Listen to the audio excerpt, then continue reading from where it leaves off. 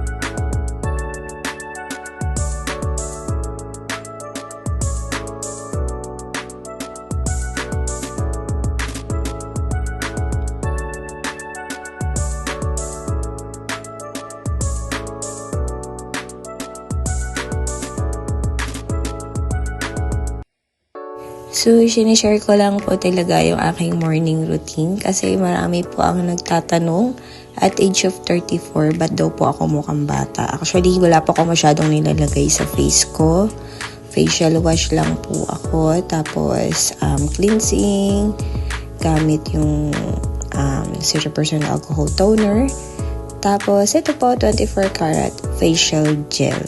And then, konti-konting massage. Tapos, yun na po. Yun lang po ang aking ginagawa every day, every morning. Lalo na pag puyat. Kasi, syempre, sa modeling, ginagabi. Tapos, pagod pa, makeup sa mukha. So, para fresh na fresh lang every morning. Ganito lang.